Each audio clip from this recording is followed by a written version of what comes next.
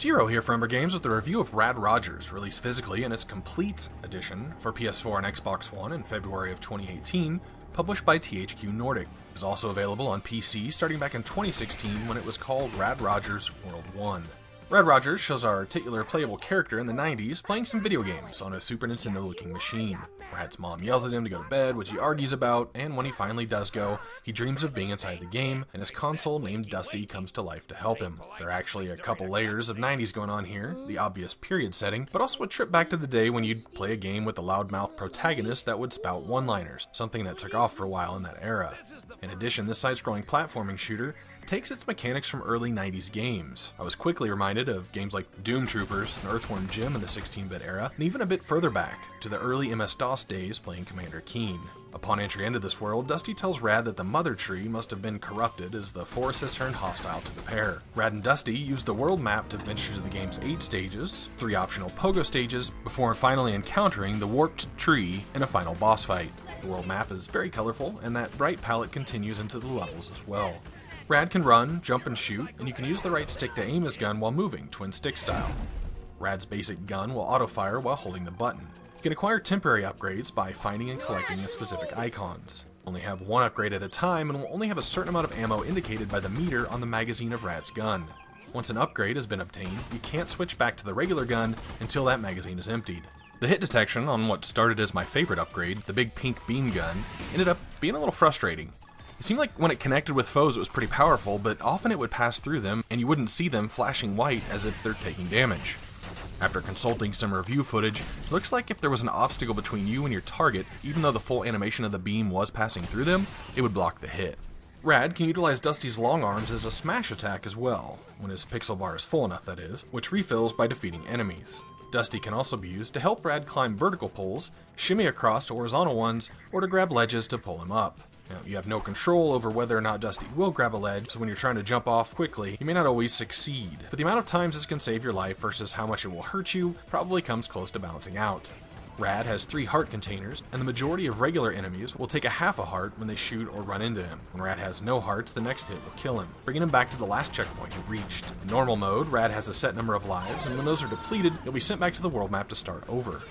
There are green gems that serve dual purposes, both as a collectible, to aim for 100% completion of a stage, more on those in a minute, and collecting 100 will also reward Rad an extra life. Jumping is pretty functional most of the time. Some platforms are completely solid, but others you can press down and jump, and it will let you jump through to the level below. It's not easy to see, visually speaking, which platforms those will be though. A sort of funky double jump that can also be triggered, I'd say double jump, but it's not helpful. It seems like more of a glitch. Like Rad's collision with the ground happens before his animation does, so you can get this weird stuttering half jump if you're pressing the button too quickly. The vines in this game are also a whole new level of frustration. First of all, the vine sprite doesn't move with the duo, and it's so difficult to tell when to hit the button to actually release into a full jump or whether you'll just go flailing off. Many of these vines are also over the top of hazardous areas.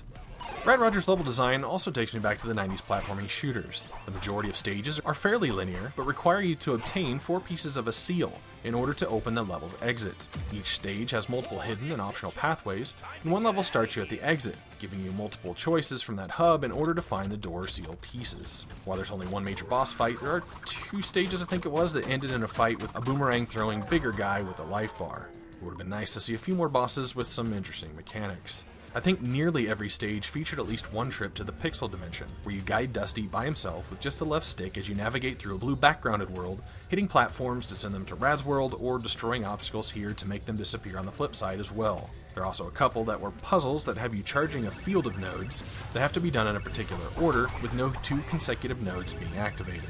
While in this world, Dusty's life is actually that pixel meter that can be filled up by punching enemies, and is depleted when running into walls or obstacles or charging the aforementioned nodes. Aside from the handful of end goals, there really isn't much diversity in these sections. So while reminiscent of the ethereal realm in Soul Reaver or the dark world in Metroid Prime 2, this flip side is mostly a linear excursion in environments that look consistently the same. I had a very frustrating glitch where about 25 minutes into a stage I entered the pixel dimension and was studying the node puzzle in the initial zoomed out view, and apparently I spent too much time looking at it. Now normally when you fail the node puzzle, it'll just kick Dusty out of the pixel dimension back to Rad and depletes one of Rad's hearts and you try again. But I couldn't move. I couldn't pause, I couldn't do anything. So I just had to hit the PlayStation button to go to the menu and close the application. Now in a 4 to 5 hour game, redoing 25 minutes of it is a pretty significant portion.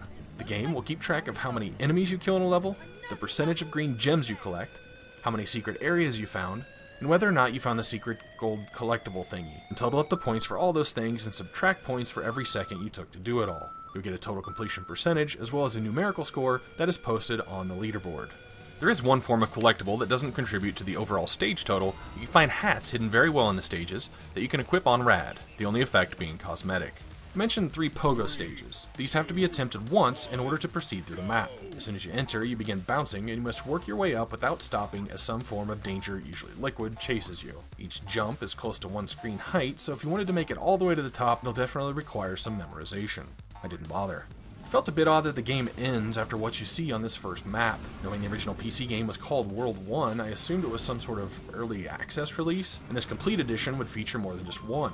So the ending felt pretty abrupt. It was a $20 release title at launch though, so they're not trying to disguise or hide anything from consumers. When you begin the game, you are immediately asked when starting if you're okay with blood and foul language, both of which the game will present you with lots. Small homes are spread around, and when entering, Rad will find less ferocious versions of the world's inhabitants, and they'll often have very crude and graphic things to say. It's up to your sense of humor whether or not you find this level of comedy funny, but aside from maybe 1 or 2 things, I personally wasn't amused. Just like the one-liner mascots of old, Dusty will often repeat sayings, even many times within the same level, and whether this was a tribute to the 90s, or laziness and not wanting to record and program more dialogue options, or John St. John, aka the voice of Duke Nukem, who voices Dusty, wanted more money than they were offering, I'm not sure we'll ever know. Graphically, as I mentioned, the game has lots of color. Slipgate Studios actually did a really great job with the parallax scrolling and really giving each stage a sense of depth. Overall, Rad Rodgers brings back some familiar mechanics from those of us that played the early 2D platform shooters of the 90s. The dual stick support for aiming while moving is great. The jumping mechanics are a bit inconsistent at times. The secret areas added some fun to look for. Finding 4 pieces of the door in each level instead of just simply reaching the destination was a nice touch. The humor is really crude. The vine mechanics were irritating, and the game just ended too abruptly. Rated as a 2D action platformer, Rad Rodgers hits a 57 out of 100 on my 1 to 100 scale where 50 is average. This is Jiro for Umbra Games. Thanks for watching. Sub up to stay notified of new videos, or catch me on Twitter at Umbra Games.